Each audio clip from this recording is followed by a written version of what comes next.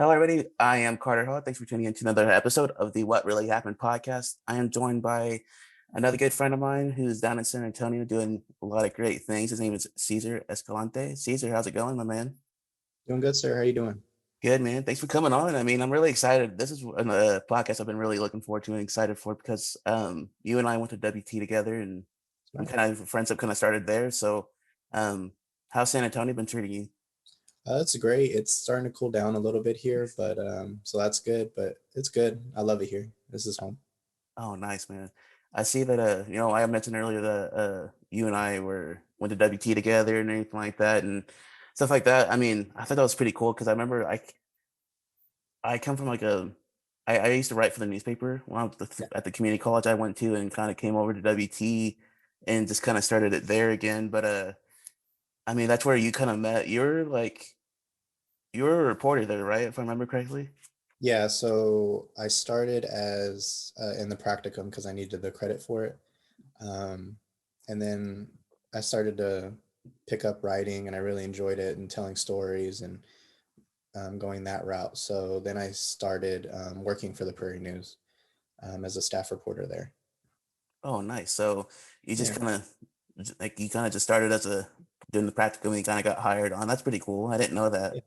Yeah, yeah. I did the practicum and I realized I enjoyed it. So I saw some positions open up and I applied and actually got it. So then that's was my first uh, job doing something in my field, um, which was nice.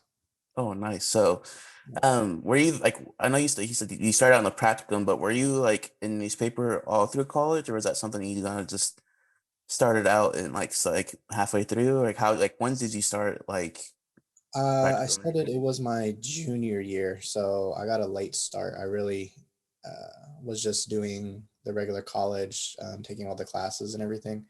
Mhm. But as far as trying to cut my teeth and find what I like to do with what I wanted to do with my major once I graduated, I started my junior year and I started with the Prairie and Dr. Garcia. She really introduced me to the world of writing and video and all that stuff. So yeah, That's pretty cool. I mean, yeah, whenever I did just the practicum as well. yeah, And even when I was getting into the practicum, I think they were really doing a lot of like multimedia stuff and anything like that, which is pretty cool. I think is like they're really transitioning because whenever I did the practicum, they were celebrating the 100, I think 100th year or something yeah. like It that. was fifth year. Yeah, Yeah, and they're kind of going through like I don't want to say a transition thing but they're kind of doing like these different things, like going from paper to online, which is really cool because it yeah, felt like it really for me it felt like it was really cool learning all of that stuff because it felt like you got to learn like the digital side of things too, which is pretty cool with you considered our field and anything like that. But were you did a communications major too as yeah. well? So I graduated with a digital communications and media degree from WT, May of 2021. Oh, nice. And yeah, that was the degree that I got. And then from there, me and my now fiance, we moved to San Antonio and started the whole finding jobs and doing all that good stuff after graduation. So That's pretty cool, man. I mean, it feels like you and it feels like everybody there is pretty cool. I mean, the whole staff at Prairie even got these really cool jobs even after. It feels like you said you're living in San Antonio and doing all these amazing things. You are. I was about to talk about it, but you're a social media is it coordinator manager, right? so my first job out of college, I worked at Texas A&M University San Antonio as a social media coordinator, and that was really where I learned kind of the craft and really um, the whole lingo and the real 9 to 5 of that. And then I was there for about a year and a couple months. And then I recently transitioned over to a nonprofit, um, the Hispanic Association for Colleges and Universities. And now I'm over there as a social media and digital communications manager. So Oh, nice, man. Congratulations on that. Um, yeah, so I mean, what have you learned so far just from going from you said a university to a nonprofit, like what have you learned so far? I mean, is there anything like is it everything that you've expected or is it like much more? It's a lot more. I went in with my degree and I had my a little bit of knowledge from the prairie and doing social media and videos and things like that. But going from attending university to working in university is a completely different world. And it was a whirlwind, and it was a sink or swim kind of moment. I had this opportunity, and I needed to take like the bull by the horns and really cut my teeth and figure out what I could do. So coming from there, it was a lot of I used all of my skills: writing, photography, videography, video editing, photo editing on a daily basis, planning. I got to cover a bunch of great events, meet a lot of great people, network within my job. Um, but working for a university, it's very there. It's a lot of planning ahead of time. So when I was at the university, for example, graduation comes up in December.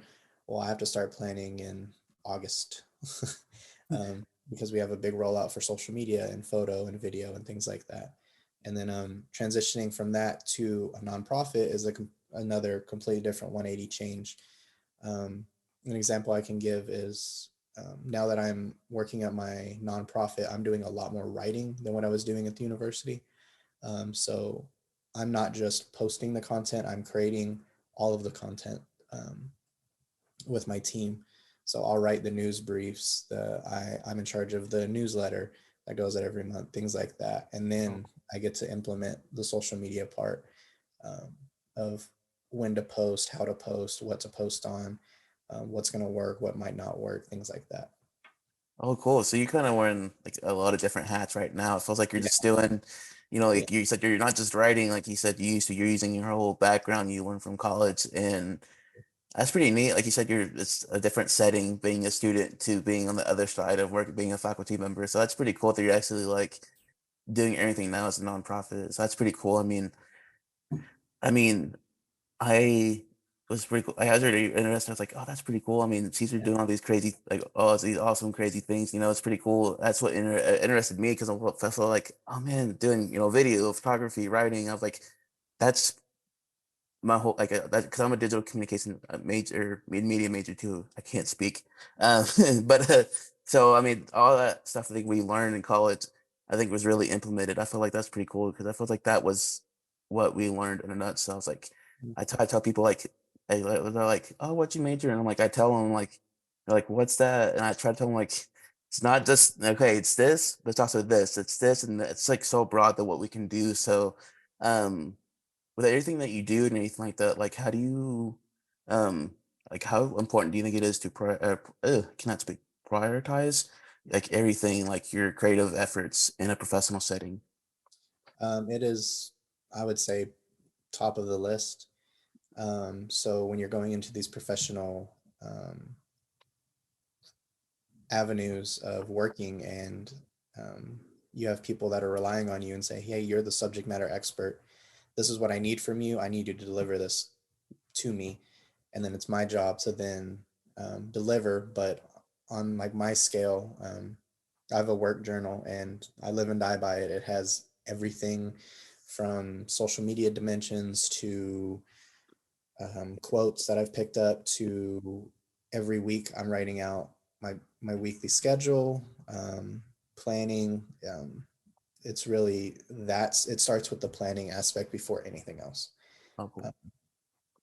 so, like for example, if I have a social media campaign that needs to go out in December, well, I need to go to my boss in September and October and November to not only get to figure out what social media we're going to put it on. We need to figure out what news briefs are going out. We need to figure out where it's going to go, how it's going to look, how the photos are going to look, if we need to edit them. Um, Sorry about that. oh, you're fine. Things like that. That way, at the end, it's really just pulling it all together and making sure that the captions are correct, the photo style is correct, because from an aspect of brand management, it's huge. Me going in to a university and then a nonprofit, it's all about brand awareness For and sticking with the brand. So when I first started, I went in and just tried to do my own thing, and they're like, "Well, no, that doesn't fit with the brand." Yeah. And it took me a while to figure that out, but that is huge. There's a certain photo style that we use. There's just certain verbiage that we use when we write things like that.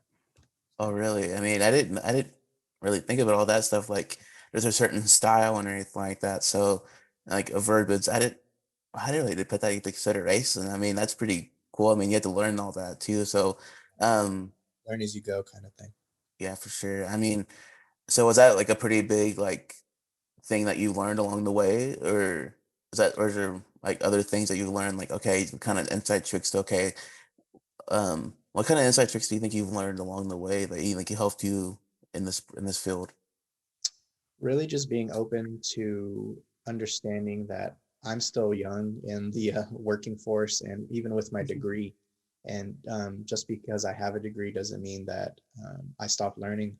I go to my job every day, and the marketing communications team that I work with, they teach me something new every day. Whether it's the writing style or working on the back end of a website, or working with social media. It's really being open and understanding that I'm still new in the grand scheme of things, and I have a lot to learn still. Um, but it's then taking those key components that I got from WT and that I received from all the professors and everything, and then implementing it into my work, and into the plan. That way we can flesh out a great product or great social media campaign or things like that. Oh, cool. So you're like you said, it's always learning. So it feels like Correct. even with this, even like you said, a professional setting, that's always like you said, we're always learning. Like you're always learning something new every day, or like, something different. Even when, this is going to sound crazy with this podcast. Even it's just a little hobby thing I do on the side, but it feels like I'm always learning something. Like, okay, that's not just hitting record. I'm always learning something. Whether it's video side of things or the analytical metric side of things. Um, what I kind of want to get into with you, if that's cool with you. Are analytics and metrics, are they a big thing in your field, or do you not like really pay attention to that kind of stuff? No, it's huge. It's more than half of my job. So with my job, it's that is huge, because if I'm running a social media campaign and I tell my boss, this is what we're going to do, this is how we're going to flesh it out, and this is what it's going to look like at the end, and they say, okay, that's great. Well, my job can compare directly off of analytics, so we can directly see what worked and what didn't work. So at the end of a social media campaign, I can go in and look and say, okay, it didn't perform as well as I thought it would, or it did perform as well as I thought it would. What did I do to make it perform well, or didn't do to, that it didn't perform well? It's probably 80% of the job. I'm looking at analytics multiple times every single day of my job. I'll go in Monday morning, I'm checking the analytics. Lunch, I'm checking the analytics. And before I go home, I'm checking the analytics. Yeah. Um, it can get a little um, rough when you're that zoned in on analytics, because social media it's a funky place. Sometimes I'll pour everything I have into something and it won't perform well, but I'll do something off the cuff or really quick and it will explode, and it's like, okay, well, I didn't expect that, but I don't think anybody did. That's just how social media is. It's so fast paced and it moves at such a quick and it moves so quick that it's even hard for me to keep up with sometimes, and it's my job. It Yeah. changes daily, hourly. So yeah. Yeah, that's kind of cool. I mean, that's so interesting to hear that side of it, because you said analytics are such a big thing of your field and everything like that. And um, I think Caesar, this is something I think you and everybody else knows, but I'm a student and I have a podcast. But whenever I like you said put something into like you said, just creating something like graphics or something, and it feels like, oh man, this is so cool. And then you go check something, I'm like, oh man, you get so jaded a little bit. I'm like, Yeah, man, you thought I was gonna blow up. And like you really exactly. get like two, three views. I'm like, oh man, that's not what I thought it was gonna be at all. Then all of a sudden, like you put something out, I'm like, all of a sudden that you get more analytics on something you didn't think was gonna be so good. I felt like that's how I see it. But I'm like, oh man, I really didn't the view how I saw that. I'm like, there's no way I would have thought the numbers would have said this or anything. I'm like, who would have thought that would have had more numbers than this one post, you know? But um, yeah. So, uh, what metrics do you consider like the most important, if anything? So what I'm tracking right now is I like to set goals for myself. So like follower counts, I'm trying to grow our Instagram, um, or in our Twitter and our LinkedIn. So I'll look at follower counts, but then I also look at um, if I know, for example, we have 6 things that we need to post about within the month. I'm checking the click rate, for example. If I'm Oh yeah. linking to a news brief or a newsletter or anything like that, I need to see the click rate of people actually opening it. And then how long they're on the back end, or if they open it, how long are they going to stay to read it? Because I need to get, I'm writing the stories, I need people to read them. Yeah. So I'm checking that, follower count, yeah, click rate, what else? Um, Tagging to YouTube videos, I'm checking to see when people are opening those. Um, I can check to see when people are interacting with us, whether they're mentioning us by name, they're actually tagging us, or they're just putting our name into the system. I can then go in the back end and see, okay, what are people tagging us in or mentioning us in, and how can I go in and engage with them to get their fellowship or to get them excited that a nonprofit or a university is engaging with them in a positive way. That's pretty cool. I mean, and you said engagement, that's a pretty big thing too. Like you said, click rate and all of that. I mean, I feel like most people really like don't like.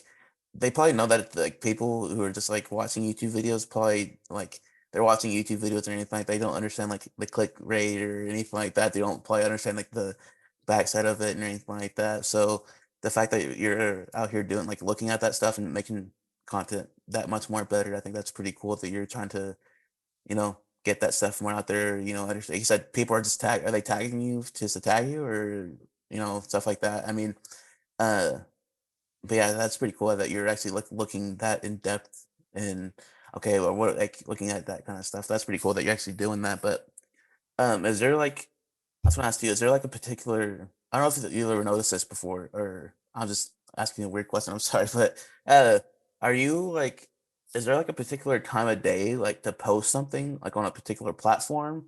Like Yeah, is it better like okay, this Instagram post would do better here or this news release would do better here at this particular time? Like is there a particular time to post it? And if so, like when do you think it's a good time to post it in your eyes? absolutely. So going off of like what I work on now, I have all the analytics from years and years, even when I wasn't working at the nonprofit that I'm at now. And the cool thing about the program that I use, it'll pull the best times that people are engaging. But if we didn't have that, typically it's like a living thing almost, even though it's not. Yeah. So the best times to post that I found are around 10 a.m., 10 to 10:30. Usually people already up. Mhm. They have work. They're usually already at work, and they might be checking social media. 10 to 10:30. Noon. Everybody takes their lunch around 12 to 12:30. So people are on their phones checking their social media. And 4:30. 4:30 to 5. People usually work 4 to 5. Um, and then on the weekends, it's usually earlier posts, so about 8 to 9. But those times are typically in a range of where we want to post, because it's just thinking of, you have to think of the other person on the other side of the phone when they might have some free time. It'd probably be right after they wake up, during their lunch, during their dinner, right after dinner, after they've gone home from their commute, about 6 o'clock, things like that. Oh, sweet. Yeah, I was thinking about that. I'm like, because I'm on my phone always checking stuff anyways on social media, so I'm always like wondering like if there's a particular time. I'm like one of those things where like I'm always seeing ads or different things on once going through Facebook, Instagram, stuff like that. So I'm like that's a question I could ask Caesar. Is it just me that happens to be noticing stuff at a particular time, or is Like that like legit thing? You know? usually like 10 noon and Yeah. 4 are typically good times to post, and for engagement sake. Oh, cool. And I just want to get your opinion on something of that school. Like, in your opinion, like, what makes like a poor like social media like presence, do you think? Um, in this field, you don't need to be looked at as like a salesman approach. So it needs to be quality over quantity. Mhm. So what I've seen with a bunch of social media is they're just posting for the sake of posting. So while yes, it is very true that you need to keep up with your algorithm, you need to be engaged. But if you're just posting to say, okay, I posted Monday, Wednesday, Friday this week, but there's nothing behind it, there's no substance to what you're posting, people are smart and they can pick up on that. So if I'm just throwing together a random Canva graphic that has nothing to do with anything, Mhm. it's not going to get the engagement I want. But if I'm really zoned in and say I only send out 2 social media posts a week, but then they're getting that engagement because on the back end, I'm giving them to something to engage with, whether it's to click on a news brief to read, whether it's to comment down below their favorite, whatever, sharing things, doing a poll. You have to give your audience something to engage with, or it's going to fall flat. So yeah.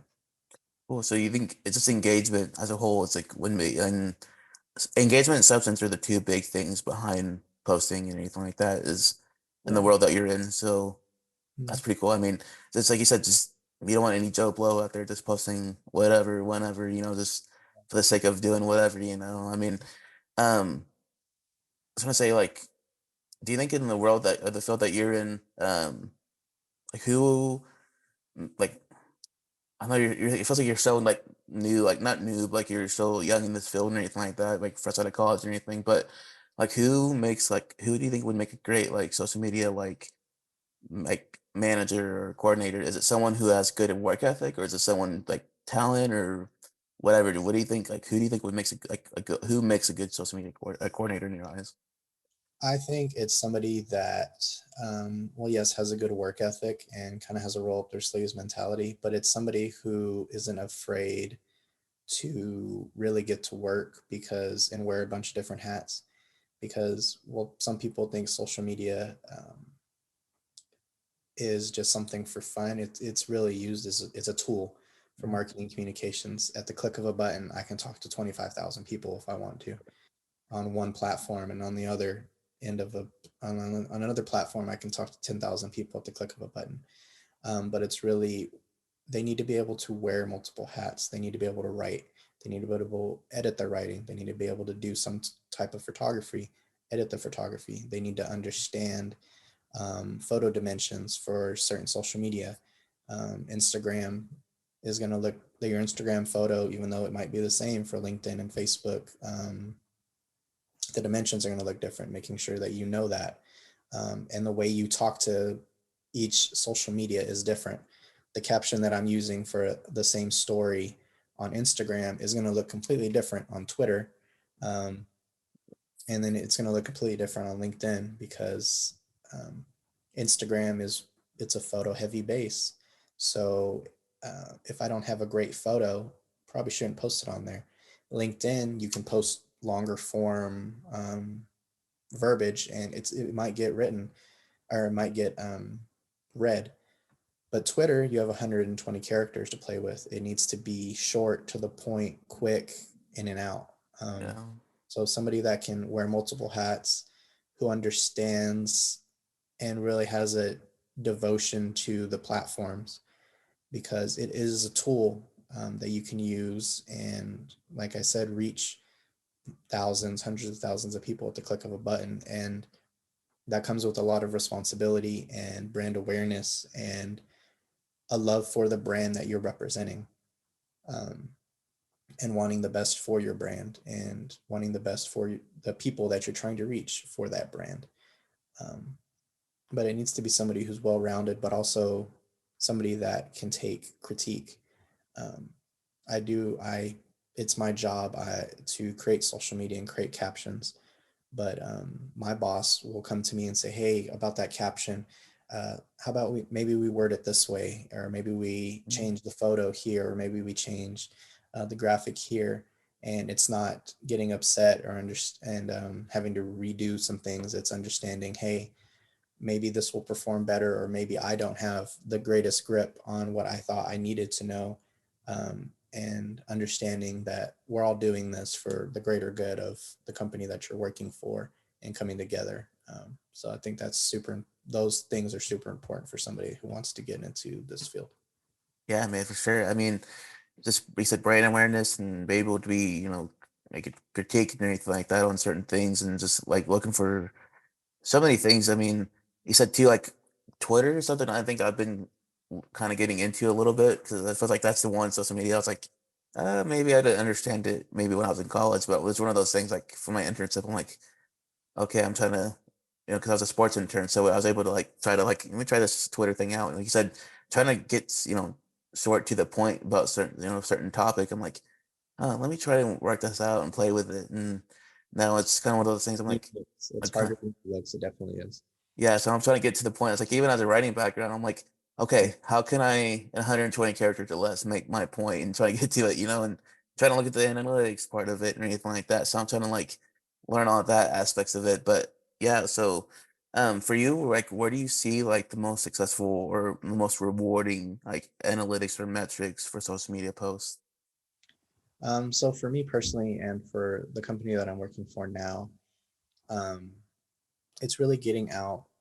So we're like very heavy scholarship based. Like we like to shine light on scholarships for individuals. So it makes me feel good when my boss comes to me and says, "Hey, there's this new scholarship coming out," and then it's my job to craft the message, to craft a graphic, and to send it out. And me knowing on the back end, somebody is going to click this link, apply for the scholarship, and maybe somebody is going to get it, and maybe they get it because they saw my post on Instagram or Facebook or Twitter, and then maybe that helps them with schooling because school is very expensive. Yeah. That's very rewarding for me. It's less of the just like a happy Monday post or a happy Friday post. It's really giving them substance and something that can help them, while also helping our brand. But it can help them in the long run. Of maybe they get a scholarship, maybe I send them something on social media that's for them to take a trip that their school can pay for, and or maybe it's a workshop that they can attend, things like that. Really giving them substance, and that they might have saw that I posted that they might not have seen otherwise. Oh, okay. So I just now thought of something too. Like you were talking about like saying, to a brand or anything like that. I mean, you might have touched on this earlier, but like we could probably go more in depth with it if you want to, but like how closely like are you staying to like brand awareness or anything like that? Like is it something like you said like analytics are a big part of it, creating the content a big part of it. I mean, is brand awareness one of those things that you're keeping a big eye on too? Is that a thing too? Like, is brand awareness a thing first? And secondly, it's like, is it, if it does, like, how big of a thing are you like paying attention to it? It's 100%. It's definitely 100%. Um, and that's something I had to learn very quickly. Um, when you're working with these social medias that have 25,000 or 10,000 or 5,000 or 100, it doesn't matter. You have to keep your brand always in the front seat, and you have to make sure that you're on par with your brand and you're keeping it um, as locked in as you can, because you're every day that I go into work, you are building the brand. And it's important when you think of anything, any brand that's successful.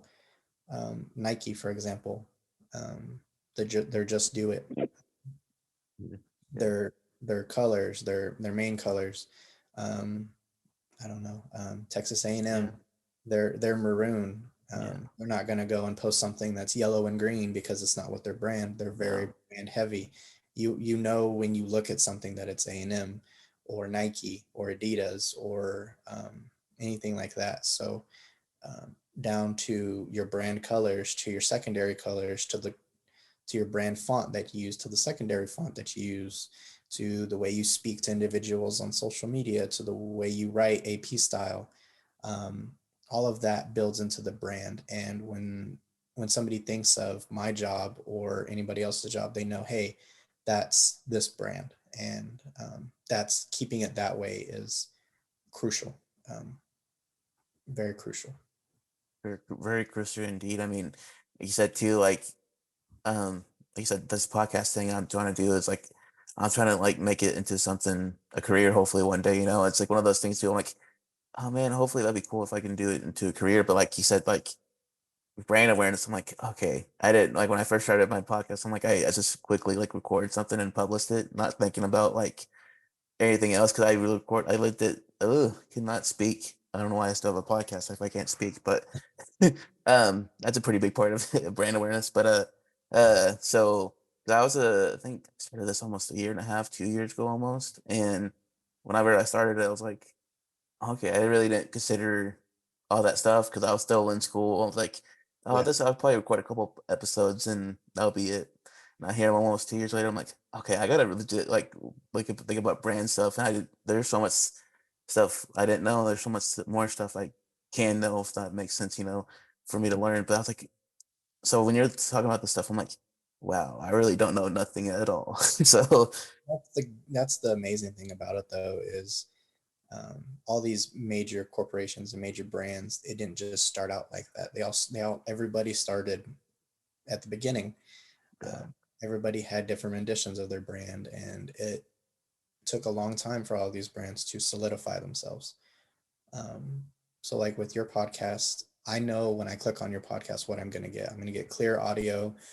I know what your logo looks like. I know what topics you are probably going to be talking about. I know like the time frame, how long it's going to be. Um, I know I'm going to get crisp audio. I know when I see the video go out, I know it's going to be good. I know when you're posting, hey, there's a new podcast out, you're using the same verbiage, you're linking to it. I can pick up on that. So you're doing a great job. I mean, you're a year and a half in, you said. I mean, the sky's the limit. Oh, thanks, man. I appreciate it. I mean, you're doing a lot of great things too. I mean, I don't want to be like all about me, but it's all about like you're the guest, but you're doing all these great things too. Like you're making a big difference out in San Antonio. Like you said, the sky's the limit for you too. I mean, you've done like you said, post college, you've done much more than I think you like people ever could make in our age bracket. If like you went above and beyond a lot of great things too. I mean, I'd be scared to death to move to San Antonio, honestly, by myself. I mean, that's a pretty big step up too. So, um, but yeah, whenever I was gonna say too, I kind of bring it back to where we first started. I mean, you said we first started. That's something I want to bring up to you. You said too we met at WT. It was my very first semester. It was like because I went to community college, graduated. Long story short, went to WT, um, transferred to WT. Excuse me. But were you like did you do anything else other than the Prairie practicum? Like, did you do like 1910 PR, like Buffalo Advertising, or did you do anything like that else, or were you just strictly just newspaper? I stuck with the newspaper because I really liked the storytelling aspect of it. And I also did get a late start. I started when I was a junior. However, once I did go into the Prairie News, I had prior videography experience and video editing experience. And going to the Prairie, that really, Dr. Garcia really gave me the reins and told me, hey, if you can do these, then try. So I would go and try and make promo videos and on top of writing or creating YouTube videos and editing, things like that.